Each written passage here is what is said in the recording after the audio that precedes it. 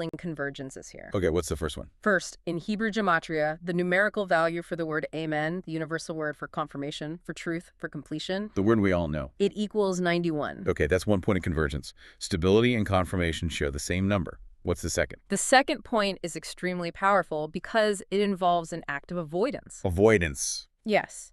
The tetragrammaton, YHWH, has a geometric value of 26.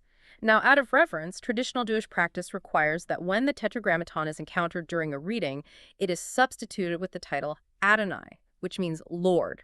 And Adonai has a different value. Right. Adonai has a geometric value of 65. Okay, let me stop you there. This is a practice explicitly designed to prevent the pronunciation of the name, to substitute it with a safer title. Exactly. It's an act of liturgical substitution. It's intended to resist the misuse of the name.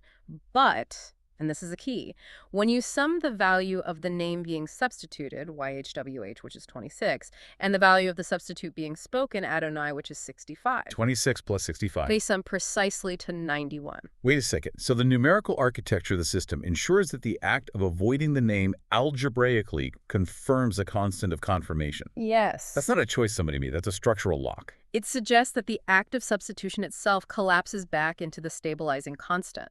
Any system that tries to resist or stabilize itself invariably collapses toward 91. And the final piece of evidence is the textual address of the verse we're about to discuss. Exactly.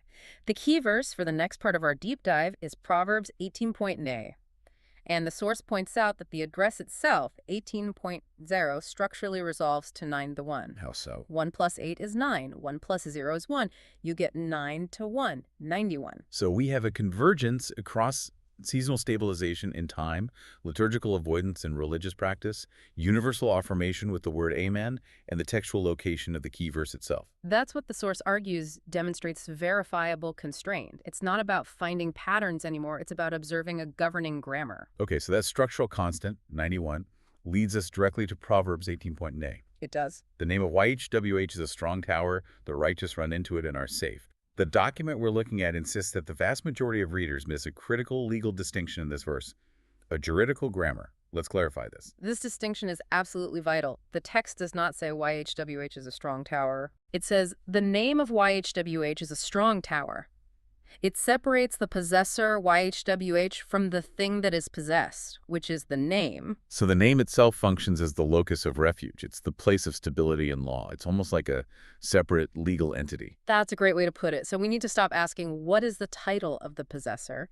And we need to start asking, what is the functional regnal name that belongs to the possessor? That's the shift. We're moving from descriptive titles like, God, Lord, the Almighty, to the regnal name. A regnal name. It's the name under which law is enforced, under which authority is enthroned and protection is offered.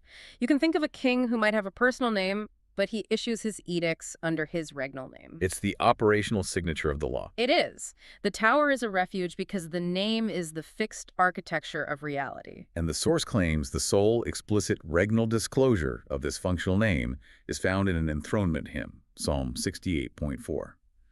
Why is the context of enthronement so important here? Because context defines authority. Psalm 68 is a law song.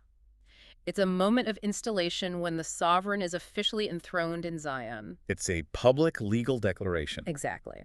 At this moment of public legal installation, where authority is being proclaimed, the text proclaims the name as 2 letters alone, Yod-He. That's it? That's it. It's the regnal minimality. In law, a name is either complete or it's invalid. This minimal 2-letter form is presented as complete authority. So the argument is that this 2-letter form, Yod-He, is the actual functional name that's being referred to in Proverbs 18.10. That's the claim. And when we translate that into vowel-written systems, that's where IA emerges. Precisely. Hebrew is often written without vowels, so it conceals the phonetic sound.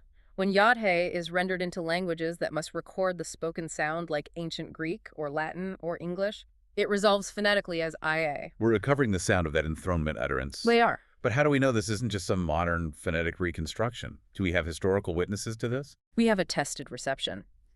The early church historian Theodoret of Cyrus, he recorded that the Jews of his time pronounced the name as IA. In Greek, ao.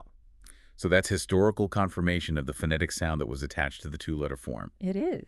We also have evidence of this name's unique preservation in liturgy, which the sources argue is a key legal witness. Absolutely. The structure is preserved in the Universal Declaration of Praise, Alleluia. Praise ye Ia. Praise ye IA.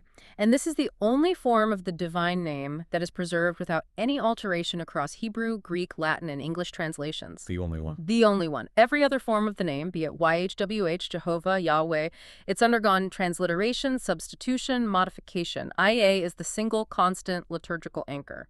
I have to pause here and challenge that a little. That could sound like selection bias. Couldn't one argue that the name is preserved in other liturgical phrases? Or are you claiming IA is uniquely preserved across all those languages, completely untouched by any translational shifts? That is the claim. IA is uniquely preserved because the structural integrity of the praise itself requires it. How so? When you analyze the root components of Alleluia, the praise component, Hallel, that part adjusts for language, but the object of the praise, IA, never changes. It's the linguistic constant. It's the unforced linguistic constant.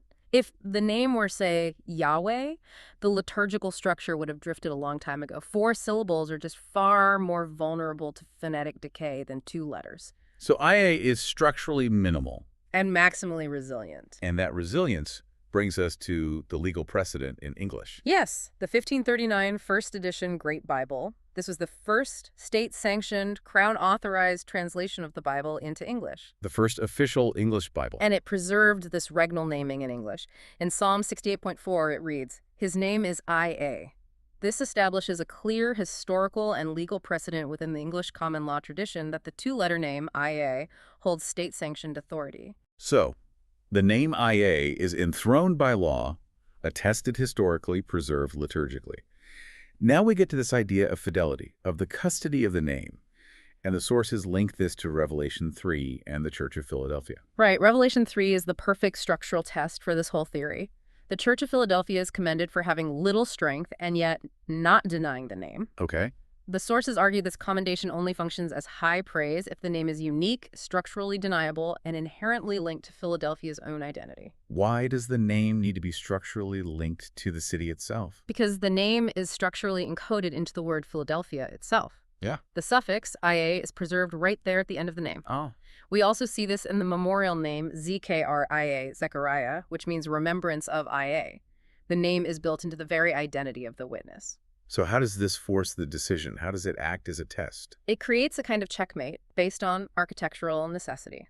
If the functional name were the 4-letter tetragrammaton, YHWH, or Yahweh, then Philadelphia would have been structurally compelled to deny the IA ending built into its own identity to affirm that alternate name. They'd have to deny a part of themselves. But the text commends them because they did not deny the name.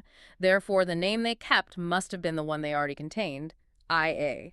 The name is inseparable from its faithful keeper. So the name IA is the only one that structurally functions as Proverbs 18.10 requires. It is the